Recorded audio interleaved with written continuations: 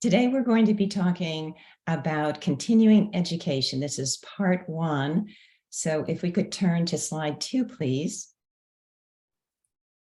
Let's take a look at what we'll be doing today. Chapter 1 today, we're going to look at what is continuing education, what are its benefits, and think a little bit about whether it might be right for me. We will spend a little bit of time talking about the difference with college and get into then different types of continuing education. And from a practical perspective, how would I pay for it? And where do I go for continuing education classes or training? Next week, we're going to focus in much more specifically on learning a trade. These are a set of jobs where specific skills are necessary, and we want to provide more specific information about them. We'll ask the question, how do I decide if learning a trade is right for me? Where do I go to learn a trade? Again, how I might pay for this type of education, and then give you some examples of how to learn about a particular set of skills for a trade. So with that, if we could go on to the next slide, please. Continuing education, what is it? It's frequently, some kind of formal instruction, but we are not going to be talking about going to college, getting a degree. Please put that aside. What we're talking about is other ways of getting normally some kind of formal instruction. And there are a number of reasons for this. For example, to remain current in your career, your current job. Continuing education can be very helpful in that. Possibly to develop employable skills. You don't have a job, or you do not have a job that you're particularly happy with, there are opportunities to learn useful skills for a better job, and that ties into training for a new job, presumably a better one. Beyond, though, just continuing education instruction for trying to improve your job or job skills or type of job you have, continuing education can be used to develop personal interests. They might be related to a skill you have, talents you have, and some individuals find a great deal of satisfaction in just that learning process. Sometimes that type of learning process can also help you to develop additional, what we call income streams. In other words, additional ways of making some money, maybe not enough to support you and your family completely, but certainly it adds to the amount of money you are receiving.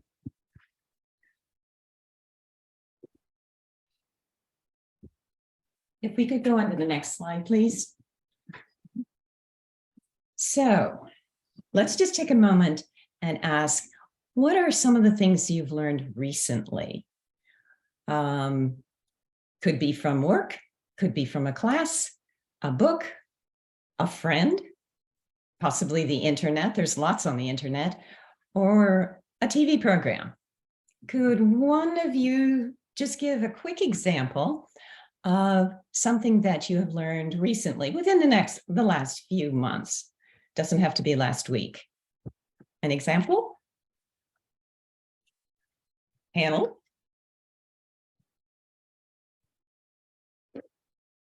I've been training my dog. All right, you've been training your dog. Okay, now the next question is, how might this learning help you in your work, with your family, with your friends? How could this be a little bit more applicable beyond presumably making your relationship with your dog a whole lot happier? Well, it's fun. All right.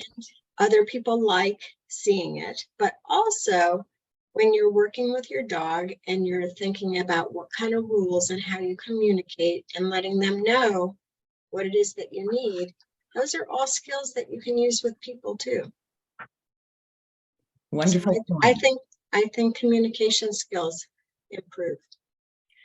Yeah, I think that this is an excellent example of, you think initially perhaps, oh, well, the dog learned how to do whatever the dog was supposed to learn how to do. But there are enormous opportunities sometimes for broadening other types of skills. To your point, Deb, communication skills. And that's what we're simply trying to do in this very quick exercise, is challenge your thinking a little bit on what is around you, what are you learning, if you will, just as part of your life, and then starting to think a little bit more actively, how could this help me in my work or with my family or just in my general development? Thank you, Deb. Okay, if we could go on to the next slide, please. So let's take a look at the benefits of continuing education. There are a number of them. Let's talk about maybe the more obvious ones that people jump to. It could increase your chances for promotion. And that's working at a higher level. It could increase your opportunities for salary. And that would mean perhaps you can work more effectively at the job you have and get more money for it because you do a better job. It could increase your ability to change careers as you are developing new skills, stronger ability to do the skills you have. That gives you more choice, more options, if you will, to change to either a different type of job or a job that is a little bit better than the one you have right now. Again, getting back to that notion of promotion. And linked to that is improving the jobs you can get. That's all job related, very specifically, but getting into that personal development side, continuing education can give you, even if you can't see any useful application for whatever it is you're learning, sometimes it's just an improvement in personal happiness, satisfaction when you master something. And that can be very important as you think about who you are and who you want to be in this life. It could improve your lifestyle. Sometimes it's a better job. Sometimes it's a little bit more money. Sometimes it's just personal satisfaction. And then back to this notion of providing streams of income, additional sources of money when one of those talents can be used. And we'll give you some examples more next week of how to make a little extra money as you learn more about some set of skills or talents. And with that, let's turn it over to Anne. All right, thank you, Bob. So the benefits of continuing education, the main thing to remember is that more education equals more opportunity. That's a very good, simple way of thinking about it. So let's go on to the next slide and see, what do I mean by that? So the first thing that you should think about with continuing education is your goals. What are your goals in life? So thinking about these goals, we've given you some examples here of what you might think of. So perhaps I really enjoy my job. I like the kind of work I'm doing, but I kind of would like a little bit more responsibility. I feel like I've been doing this for a while. I feel like I could go a little higher. I could do some more, maybe even get promoted. Okay, so an example of that might be if you're a nursing assistant, which is a fairly basic job. Maybe I want to become a nurse practitioner. That's someone, same kind of area of expertise, but a little bit higher up. You need a little more knowledge, a little more skills. So that might require some continuing education. Now, maybe I've been in my job for a while and I really want a different job. Like this job has been great for a while, but I just want to do something different. I feel like I've been filling in time earning money, but now I feel like I want more of a career. Based on maybe what I like doing, my interests, or my prior knowledge, or my talents.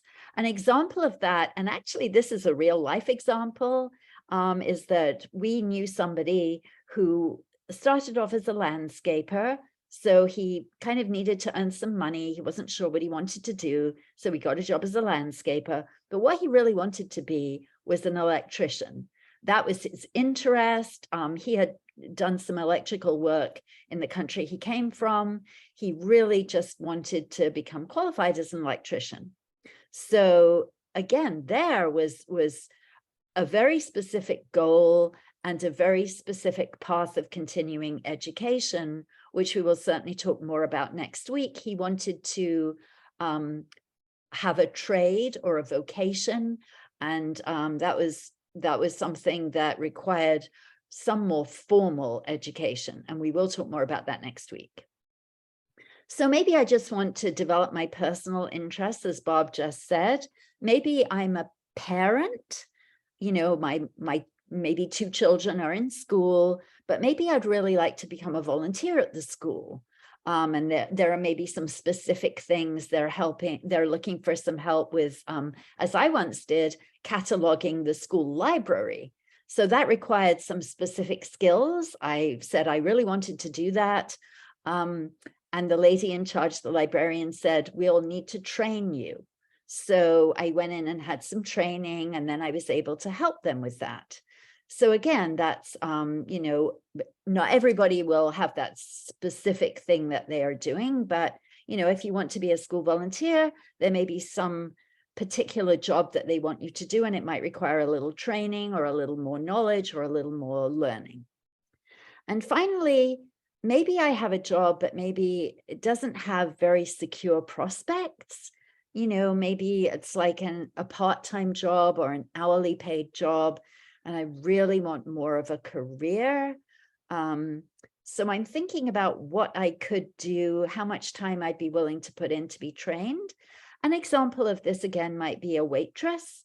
That's a pretty good basic job, but tends to be a bit iffy depending on the restaurant. You know, you might get more hours one week, less hours the next week. It's not typically terribly well paid. But maybe I feel like I have the knowledge and resources that I could take some time out for night classes or something and become a bookkeeper or even an accountant. Okay, so again, that's something that you need to think about carefully, knowing what your goals are, and they should be realistic goals. Okay, you know, you can't become an accountant if you've been a waitress and you don't have much knowledge or skill in that field. That doesn't happen overnight. Okay, some of these other goals that you have might be something that you could accomplish more quickly. So have realistic goals. All right, as I just said, look also at your skills and talents. Okay, what skills and talents do you have? And it might be worth writing these down. Do I have some formal education? What kind of formal education? Have I completed high school? Do I have a GED or maybe the equivalent in a country that you came from? Do I even have some college courses, right? Could be all kinds of things. Do I have other certifications? You know, do I have some kind of certification in, let's say, nursing or pharmacy or some kind of construction skills? What kind of actual job experience have I had? You know, how many years have I worked in a particular job? What kind of job? And what are the skills I learned? Like maybe I worked in construction for 5 years, but maybe mostly what I did was putting up drywall and painting. You know, so those are 2 very good skills. Or maybe I did other things as well. Maybe I learned a whole range of skills. You know, think about that. What are my personal talents? Are there things that I do well? You know, maybe I'm pretty good at cooking.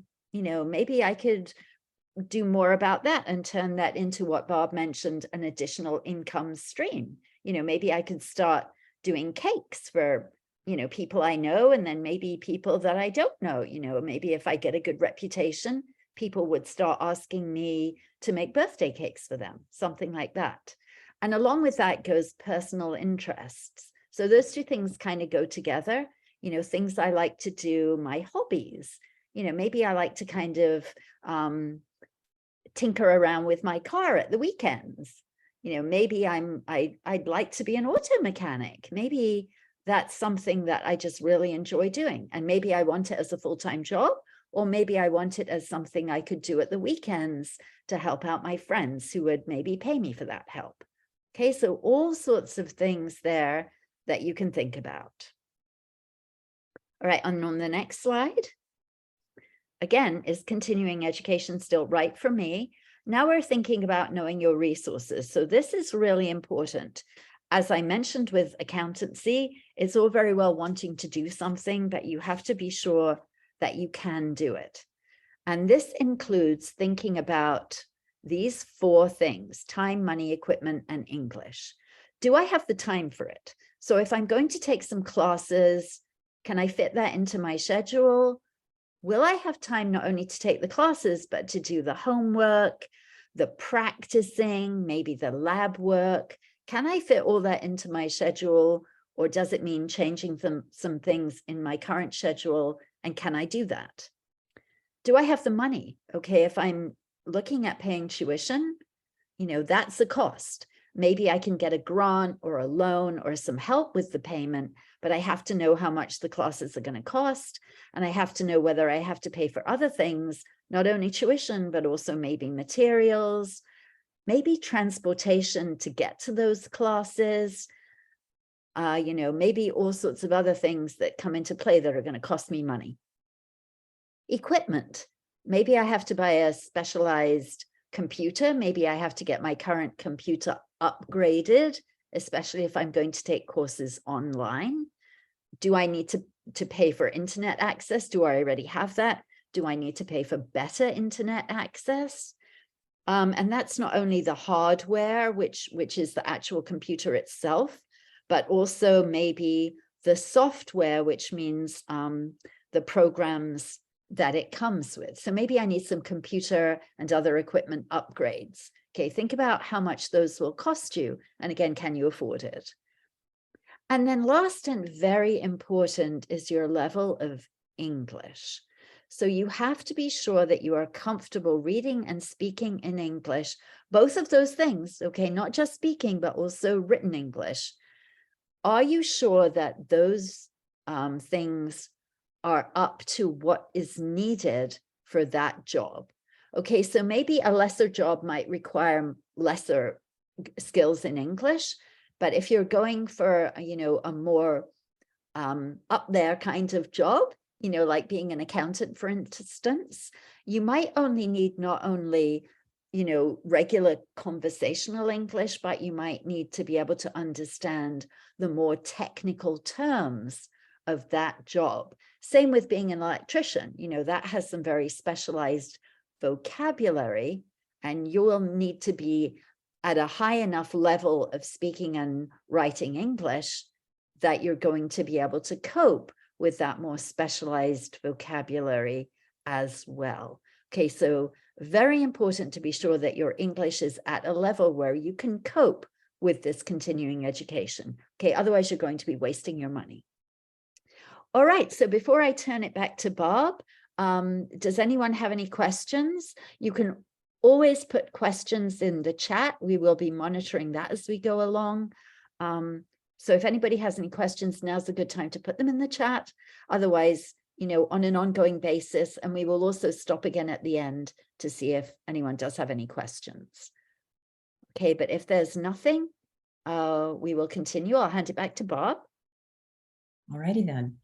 How is continuing education different from college? So yes, we're not talking about getting a college degree, even though we've referred to tuition and classes and so forth. So let's take a little bit closer look. Continuing education is normally a shorter time frame. You're focusing on a set of skills or learning that isn't going to take as long as a college degree. College degrees, the shortest degree program is 2 years. The longer ones are 4 years and more. And that's studying full time, what's considered full time. Continuing education, what you would get is a certification for specific skills related to normally some kind of trade job. And a college, the credit is for a degree. There's the associate bachelor's for the 2-year program, and then there's the bachelor's degree for the 4-year program. They are a little bit more generalized and include other learning than the specific knowledge for a particular type of work. And then finally, continuing education is normally less expensive. Because it's shorter, because the learning is targeted, it's not going to cost as much because you will be spending your time much more exclusively on that specific set of skills. As probably everybody knows, college is expensive. In some cases, college is very expensive. So quite a difference between the costs. We will talk about costs in continuing education, but we're not talking about nearly the big numbers, if you will, as when you talk about college. So with that, let's move on to the next slide. And now what we're going to do is move into talking a little bit more specifically about what we are calling different types of continuing education. There are lots of different ways of thinking about continuing education programs. We've somewhat, I'll say arbitrarily, divided this into 4 different types. Hopefully this makes it a little bit easier to think about as you ask that question, is continuing education right for me? The first is what we are labeling certificate programs.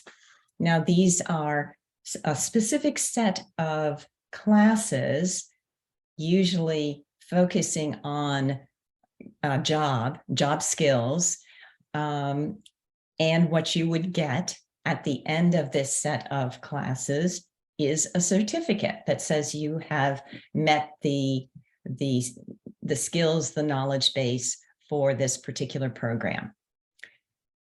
Why do people do these programs? Here are some of the bigger reasons. To re-enter a field. For example, for somebody who is interested in being a nurse, who perhaps was a nurse, it might be in another country, it might be somebody who decided to take a leave and hasn't worked as a nurse for some amount of time, and needs to go back and get her skills refreshed. This person might look to getting a certificate program.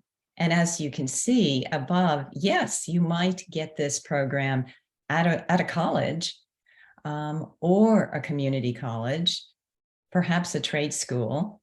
Nonprofits are not going to offer this, but these are organizations that tend to offer these certificate programs in general. For a nurse, for example, that wants to get back into the field, possibly a college or community college might be the place to look first.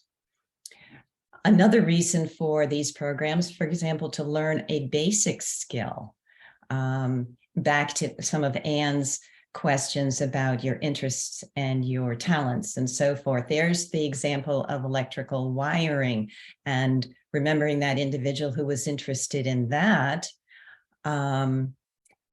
this would be an opportunity to look for that certificate program, because there are a number of skills, a number of just plain basic pieces of information you're going to need to know to be able to get a job as an electrician.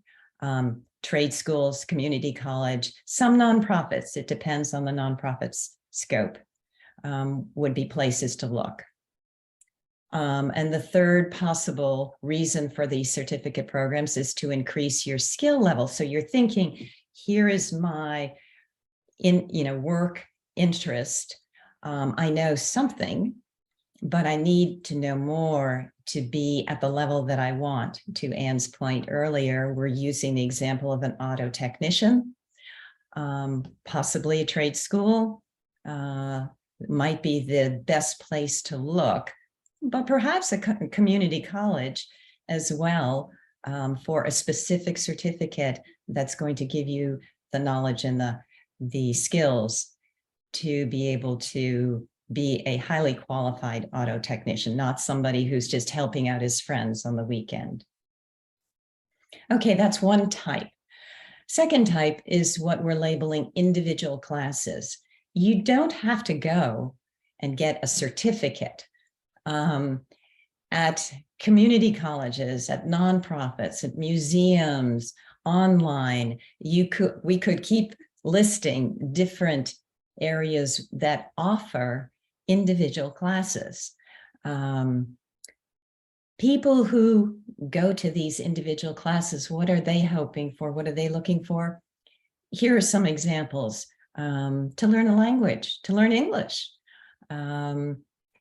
And there are numbers of programs at community college, some nonprofits, and certainly online as well. Perhaps, yes, Deb, do you have a question? No, I just wanted to add a comment that LCMC, the Literacy Council, is a nonprofit that is doing that. So anybody who's attending classes with us is participating in these individual classes for their own personal benefit. Yes, that's a great example of a nonprofit. Montgomery County Library also offers a set of English classes and some other classes as well, non-English, but language classes. Learning a computer program, for example, could be, I just want to learn Google Suite. Perhaps back to Anne's example of the accountant, you're interested in someday becoming an accountant. You know that's quite far away. So you want to learn about what's called QuickBooks, which is one accounting system, as one class you could take to start testing your ability, interest, knowledge. So a simple example, as you move one step at a time in a particular direction, and then back to just developing a personal interest. It could be cooking, it could be painting, it could be working with dogs. There are lots of different opportunities and individual classes that offer these experiences and skill building. If we could go on to the next slide, please. A third type of continuing education are what we're calling formal and informal apprenticeships. Now, an apprenticeship is learning through on-the-job training. So the good news about these opportunities is, in some cases, because this is on the job, you are getting paid as well as learning. Not always, but this is an opportunity perhaps to be making some money as well. Where can you find this kind of learning opportunity? Well, local labor unions, contractors, hospital programs, because these are organizations that are involved with frequently with trade jobs, union jobs. They're likely places that you might consider for learning opportunities as well. So people would use these programs, for example, to learn from someone who has the experience or skill. There are hospital programs, for example. They're interested in training more nurses. Perhaps you have some nursing skills, but you're not a registered nurse. This might be an opportunity to work next to a highly trained professional nurse and learn those skills so that at some time in the future, you can also be a registered nurse. So you can see the hospital benefits, and so do you with this type of program. A little less structured might be to use the job as a learning experience. So it's just a construction worker. Some construction companies are going to provide more specific direction, education, instruction. Some probably less, maybe quite a bit less. But if you have the job and you are good at learning on the job and knowing when to ask for a little bit of instructions or guidance, this can be a good way to develop those skills. And sometimes construction work can be very satisfying too. A final example is, again, we're switching now to a little bit more of that personal interest, volunteer in an area of interest. We use the Literacy Council instructors as our example simply because at nonprofits, and we don't even list nonprofits as a place for an apprenticeship, but there are nonprofits where they will take volunteers and they will give them instructions, and then that individual can do that kind of work for the nonprofit. So some Literacy Council volunteers like us have learned some of the basics of instruction and presentation by volunteering and practicing and being coached by the more professional, skilled staff at the Literacy Council. But there are plenty of other nonprofits who do this type of work. So again, this is not going to necessarily get a job, but it's certainly going to address an area of interest. Finally, the last type that we're labeling independent study. And this means pretty much everything else. Learning through different resources on your own. And this is very much the least time commitment because you do it when you have the time. Where can you go? All kinds of places. Museums, libraries. Montgomery County has a very large network of libraries, nonprofits, Montgomery County Recreation Department. Online is almost unlimited, the number of resources online. And people who are using these organizations, really, probably one of the issues is very little time. So you take advantage of what you can find that may not take a lot of time, may not cost much or anything. And so some examples that we're giving you here is perhaps to learn or improve language skills, whether it's English or another language. There are plenty of people who want to learn other languages than English or strengthen the language that they have. So that's an example. Again, developing a skill or a hobby, whether it's gardening, auto repair, accounting, or pursuing a personal interest, which is somewhat related. And we've talked about cooking, painting, or perhaps it's a more academic interest. Our point here is simply there's enormous amount of references and opportunities, especially if you go online. But in Montgomery County in particular, there are those more formal organizations that are offering classes, experiences. For example, the library offers speakers who talk about a particular book that they've written. Oh, interesting book that a chef wrote. You go and listen for 1 hour to this man, woman talk about his experiences.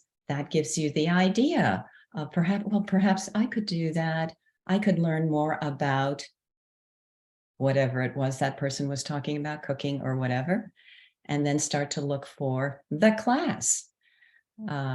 So our point here is simply that idea of trying to stay open to many, many different ways of thinking about not just what you're interested in, but where you can look for it. So with that, let's turn it back to Anne. All right, thank you, Bob. So now the important thing, how do I pay for continuing education? Again, as I mentioned previously, it's all very well having goals and thinking you can do these things, but how are you actually going to pay for it if there's much cost involved?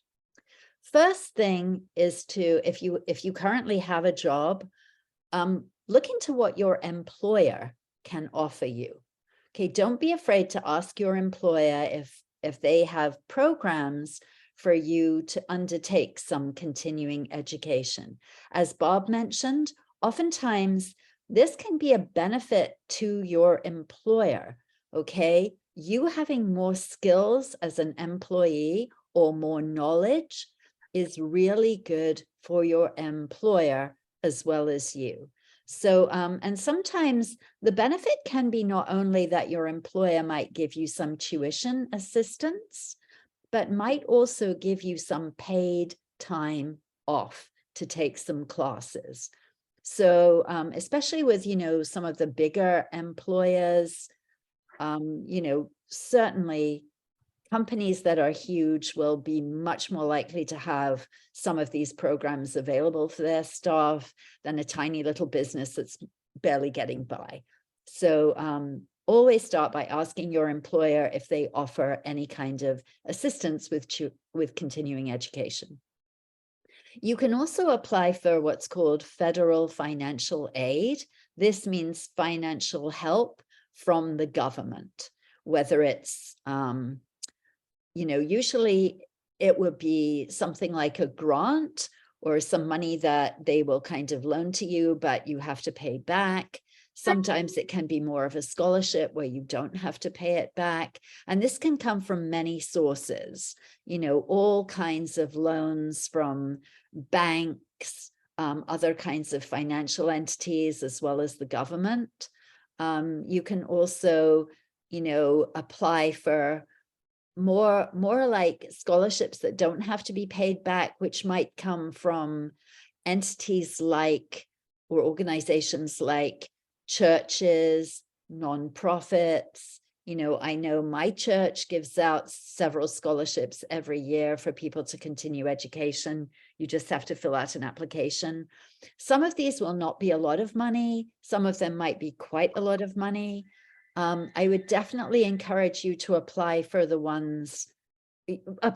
all, anything that's applicable to you, but particularly maybe apply for ones that are smaller, because there'll probably be less people applying for smaller amounts of money, a few $100s. There will be people applying for it, but probably less people than for a scholarship or money that's, more in the thousands of dollars.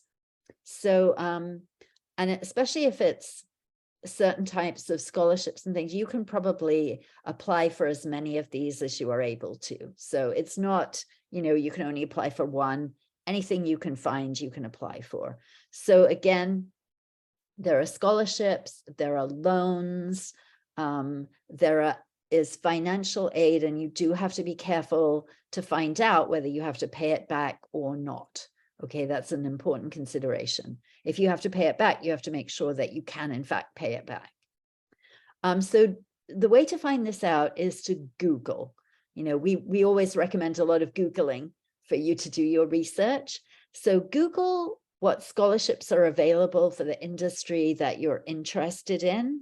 There are industry scholarships and, again, industry grants. Make sure that you know the difference. Make sure that you know whether that money has to be paid back and when and how it has to be paid back.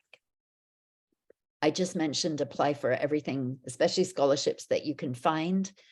Also, if you're going to attend particularly more formal education like college, ask the college. They will usually have some kind of department that will help you in deciding whether you can afford this, and ask if there are payment plan options. Okay, sometimes they might say, well, you have to pay for a whole semester up front. Sometimes they'll say, okay, it may cost you a little bit more, but we can take some money from you and you can spread it out over every month of the semester and give us a payment each month. Okay, so sometimes money is due up front, sometimes not really, you just pay as you go. So it's very important that you find out whether there are payment plan options to make it easier for you, spreading the payments out over a longer period of time. Okay, so all these things are things that you have to do research for. So on the next slide, where do you go for these continuing education classes or training? Again, always start with your employer, see if they have any continuing education. They might run their own internal training programs. They might say, hey, yeah, you know, we would like you to be able to get a promotion. To get the promotion, you do need some more skills, but we offer training ourselves for those skills. That's really good because it's internal, so it means that there usually will not be any cost to you. All right, so very important. It doesn't have to be an external course. It can be within the company itself. Google trade schools, and we're going to be talking about trade schools in a lot of detail next week. So, you know, come along next week and we'll talk to you a whole heap more about trade schools and apprenticeships next week. But again, it's something that you can Google to find out some more information. And along with trade schools, Google local labor unions, particularly in the fields of things like HVAC, which is like air conditioning and so on, plumbing, electrical work, that kind of thing. There will be local labor unions and they usually have apprenticeships. And Google what you want to do by using, you know, different websites, YouTube videos. Actually, YouTube these days is a great source for a lot of information. And find references to other sources. So maybe Google a website and that might send you to some different websites as well. Go to the community college websites. If you live in Montgomery County or want to work there, you know, Montgomery College. If you live in Prince George's County, then the place to go would be Prince George's Community College. You can go online. You can certainly go to the college itself. And just as a, for example, if you're interested in Montgomery College, if you live near Gaithersburg Library, Montgomery College actually has an office upstairs on the second floor at the Gaithersburg Library. So you can just pop in there and get information if you prefer to talk to somebody face to face. Also, don't neglect going to nonprofit websites. Again, we'll put in a little plug for ourselves. Literacy Council of Montgomery County has some resources.